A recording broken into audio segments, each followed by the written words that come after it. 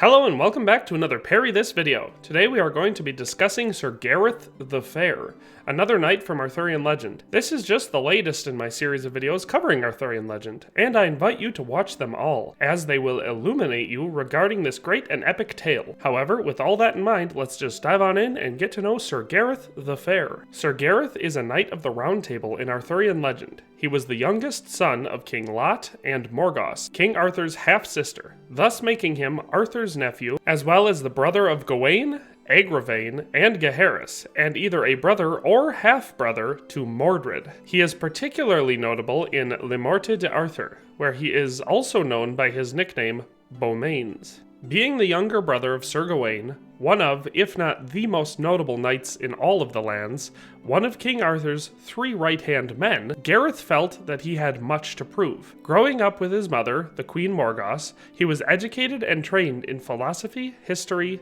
courtesy, chivalry, and the knightly arts of the horse, sword, and lance. However, being the last to leave home, as the youngest of all his brothers, Gareth longed to seek fame and reputation in Camelot. However, for all of this longing, he was not vain, nor arrogant. Gareth, although not being a knight, was true, honorable, and chivalrous. He wanted to seek King Arthur's court, but his mother had long forbidden him from doing so, as he was her last son, and she loved him dearly.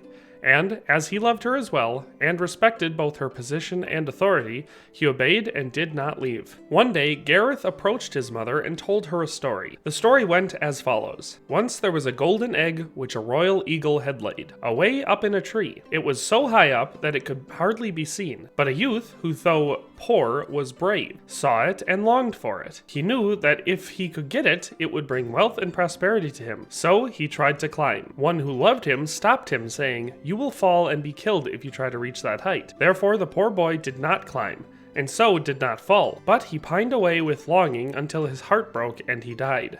Gareth's mother understood the story and was heartbroken, but decided to try one final effort to keep Gareth with her. She agreed to let him go so long as he went in disguise as a kitchen boy, and served in the kitchens for a year before attempting to be a knight. Gareth was disappointed by these terms, as he was eager to partake in knightly duties.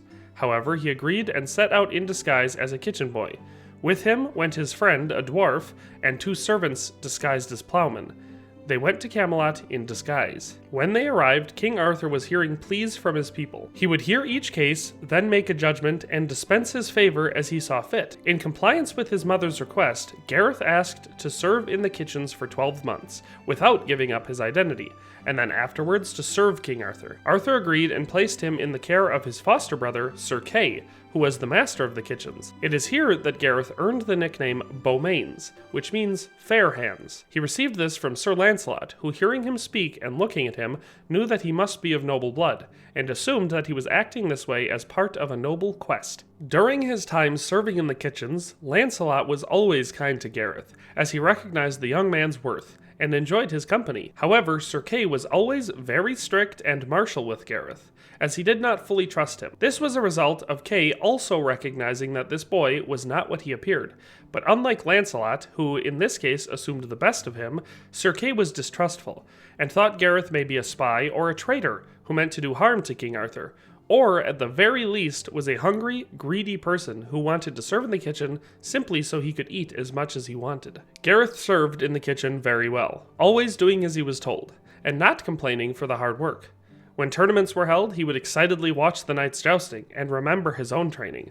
Watching the other knights in this way helped to educate him further, as he learned much more watching them than the average viewer would. It was only a little more than a month when Gareth received a letter from his mother, informing him that she was sorry for placing such a requirement on him, and releasing him from her promise to serve as a kitchen boy for 1 year. She had also sent with the letter the 2 servants who had accompanied him the first time, along with a new suit of fine armor, and his sword. Riding in the cart with his sword and armor was Gareth's best friend, the dwarf. Once Gareth had read the letter and realized he was released from his promise, he went immediately to King Arthur and told him his real identity. He asked to be knighted and assigned to the first quest that came up, but for his identity to remain a secret until he had accomplished his first quest. King Arthur agreed to have him knighted and brought him into his service. And, to let him take on the next quest that arose, but he insisted that Sir Lancelot would need to be told his true identity, because King Arthur would not keep any secrets from him. King Arthur then informed Lancelot of Gareth's true identity. He had done this because despite trusting that Gareth was true,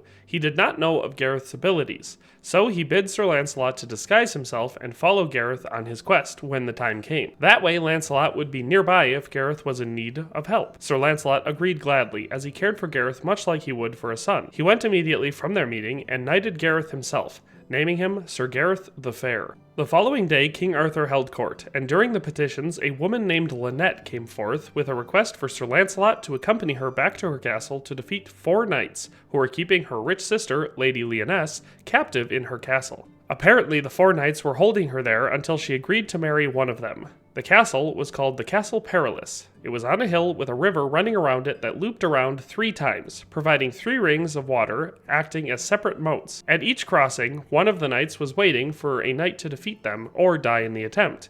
Lynette asked that King Arthur send Sir Lancelot to defeat them, as they were said to be great knights, and she thought no other could defeat them. Sir Gareth, still disguised as a kitchen boy, stood up from the crowd and asked that he be given this quest. Remembering the agreement they had, King Arthur immediately agreed. Angered by the decision to send a kitchen boy with her, Lynette stormed out of the hall. Sir Gareth bowed and left after her, going to his chambers where his men were waiting with his armor. They helped him into it, and Sir Gareth made to set out after Lynette. When he reached the castle gates, Sir Gareth found an armored warhorse waiting for him, a gift from King Arthur. He mounted up and rode away after her. Behind him, Sir Kay was speaking with Sir Lancelot. Sir Kay was angry that Gareth had ridden off, and declared his intent to stop him. Lancelot told him not to, as they had been assigned this quest, but Kay did not listen, and rode out after him. Sir Kay was already wearing his armor, and had his lance and shield ready. Sir Lancelot was in his court clothes, so he had to get his armor and gear ready before leaving. Sir Kay caught up with Gareth and Lynette and charged at him. Gareth turned, and with only his sword, unhorsed and defeated Sir Kay. He then took from Sir Kay, as his reward, his shield and lance, as he did not have either. He then made sure that Sir Kay was all right and left him there. Sir Lancelot found Sir Kay where Gareth had left him, and was given the story by Kay, who was shocked that he had been so handily defeated by the kitchen boy. Sir Lancelot bid him to go back to Camelot, and then he followed Gareth from a distance, as King Arthur had requested. Lynette was very rude to Sir Gareth, often deriding him for being a kitchen boy and not a knight. His first adventure came soon later. A man jumped out of the bushes and informed them that his master was being attacked and was in danger. Sir Gareth said, "Lead, I follow," and charged off after the man. They found 6 men trying to drown a 7th. Gareth jumped at them and fought all 6 until they were all dead or had fled the scene. The man revealed that he was the lord of a nearby castle, and invited Sir Gareth and Lynette to stay the night. They agreed. During the feast, the lord had made an attempt to seat Lynette and Gareth next to each other, but Lynette refused and insulted Gareth, saying that he stinks of kitchen grease. The lord told Gareth, "You may be a kitchen boy, or the damsel may be out of her mind. But whichever is the case, you are a good fighter, and you have saved my life." The next day, Lynette and Sir Gareth set out again, and soon reached the first river crossing. Lynette said, "Sir Kitchen Boy, although you are low, I should like to save your life. Soon we are coming to one who will overthrow you, so turn back." Sir Gareth, of course, refused, and continued on. When they approached the crossing, the knight, Sir Parry, was in front of his tent, not wearing his armor. He called out, "Damsel, is this the knight you have brought from Arthur's court to fight me?" "Ah," she said, "the king scorns you so much that he has sent a kitchen boy to fight you. Take care that he does not fall on you before you are armed, for he is a knave." The knight returned in a full suit of black armor. He said, "Youth, you are a kitchen boy. Go back to your king. You are not fit to fight me." Gareth rode at him fiercely, saying, "I am of nobler blood than you." The fight was short, but intense. In the end, Sir Gareth was victorious. He took the knight's shield, but spared him, demanding that he return to Camelot to serve King Arthur, instructing the knight to inform King Arthur that his kitchen boy had sent him. The knight agreed, and Sir Gareth and Lynette continued on. At the second crossing, Sir Pertolope stood, wearing a full suit of green enameled armor. Lynette said, "Here is the brother of the knight you overthrew. He is stronger than the first. You had better go home, kitchen boy." Sir Gareth did not respond. Sir Pertolope saw his brother's shield on Sir Gareth's packhorse, mounted his horse, and rode fiercely at Sir Gareth. This fight was longer, as the Green Knight was far stronger and more skilled than his brother. However, in the end, Sir Gareth was able to throw him down and defeat him. Wounded and at Sir Gareth's mercy, he asked that Gareth spare him. Gareth let him go under the same conditions. He would take his shield, and Sir Pertolope would go to Camelot to serve King Arthur, telling him that his kitchen boy had sent him. The Green Knight agreed, and Sir Gareth rode on. At the third crossing there stood another knight, Sir Pursuant, the Indigo Knight, who, wouldn't you know it, was wearing a full suit of enameled indigo armor. Sir Gareth saw that this knight was greater than his brother and far more dangerous. The two immediately began to fight. The fight went on much longer than the last, and Sir Gareth began to tire. Just as his strokes began to grow feeble, Lynette called out, "Well done, good knight. You are no kitchen boy, but a brave lord. Strike for me. Do not lose. You are worthy to be a knight of the Round Table." Hearing this encouragement, he gained his second wind, and was able to defeat the great knight, releasing him under oath to go to Camelot to serve King Arthur, with the same instructions he gave to the previous two knights. Then, taking Sir Pursuant's shield, he and Lynette rode on. Going forward, Lynette rode side by side with Sir Gareth, no longer disparaging him, as he had proven himself 4 times over. They rode happily side by side till dusk, when they came in sight of Castle Perilous. Just as they were about to cross the moat, a knight overtook them. It was Sir Lancelot, who had been delayed because he had stopped to help Sir Kay after Sir Gareth had thrown him from his horse. The great knight, as he rode up to the two in the twilight, seeing only the shields which Sir Gareth had taken from the 3 knights, thought the young man was an enemy, and he attacked him. Sir Lancelot was so strong that he soon overcame the youth. As he fell, Sir Gareth cried out, "Oh, I am thrown." Sir Lancelot, recognizing Gareth's voice, identified himself and helped Gareth up, and apologized for attacking him. Sir Gareth told him that it was no shame to be beaten by the strongest knight in Camelot, and they crossed the moat together. On the other side sat another knight, this time in red armor. According to the story that they had been told, this was Sir Ironside, the Red Knight of the Red Lands, a knight said to be undefeated in battle and possessing the strength of 7 men. Expecting a difficult fight, Lancelot offered to fight him, but Gareth refused, stating that he must complete his quest. Sir Gareth rode at the knight and unhorsed him immediately. The knight lifted his visor, shouting for mercy. As it turned out, he was just a boy. The other 3 knights were his older brothers, and they had set the whole thing up to make people fear the 4th knight, who was supposed to be the fiercest of them all. Sir Gareth spared the boy, and they went inside to inform Lady Lynette that she was free and that the knights had been defeated. When asked what reward he desired by Lady Lynette, Sir Gareth asked for the hand of her younger sister, Lynette, in marriage. Lynette agreed, under the requirement that he proved himself worthy by serving her for a year. Sir Gareth agreed to do so, and over the next year completed many more quests and proved his might, pluck, and chastity. Finally, Lynette announced a great tournament for the hand of Lynette.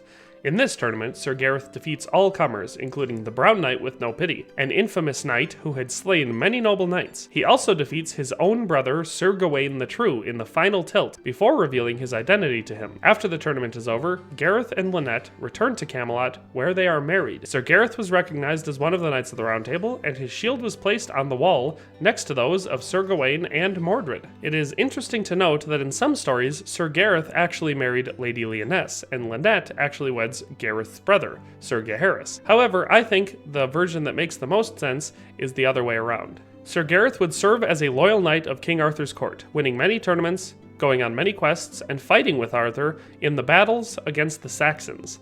Unfortunately, his story does not end well. In an unfortunate turn of events, which is fully explained in my King Arthur video and my Sir Lancelot video, Lancelot and Queen Guinevere engaged in an affair, and when it comes out, Lancelot is forced to flee for his life, and Guinevere is set to be burned at the stake. Lancelot would return in an attempt to save her, which he does, but in doing so, he kills Sir Gareth, who was unarmed and stood in his way, following King Arthur's orders. It was Sir Gareth's death at the hands of Sir Lancelot that would drive a wedge between Sir Gawain and Sir Lancelot and plunge Camelot into war and chaos during Mordred's attempted takeover. But if you want to learn more about that story, you should watch the videos I have already produced which cover the lives of King Arthur, Sir Lancelot, and Sir Gawain, where I discuss these events in full. In addition to all the source material, in modern media, Sir Gareth appears in Idylls of the King by Alfred Lord Tennyson, which retells the story of the Colored Knights. In the film Knights of the Round Table from 1953, he was played by Anthony Forwood. Richard Thorpe played him in the British film Lancelot and Guinevere in 1963. Vera Chapman's novel The King's Damsel of 1976 gives a complete version of Lynette's life. Gareth was portrayed by Jonathan Cake in the film First Knight in 1995. In the novel Queen of Camelot in 2002 by Nancy Mackenzie, Gareth and Lynette formally became betrothed when he first came to Arthur. Lastly, the story of Gareth and Lynette is told in the book The Savage Damsel and the Dwarf by Gerald Morris, which I highly recommend. Well, that's all there is to say about Sir Gareth the Fair. An excellent knight and one of my favorite characters from Arthurian legend. He was the youngest brother of Sir Gawain, the nephew of King Arthur, and the half-brother of Mordred, and the husband of Lady Lynette. He lived his life and died for King Arthur and Camelot. Who is your favorite Knight of the Round Table? Please let me know down in the comment section. But in any case, thanks for watching, and have a nice day, and we'll see you next time.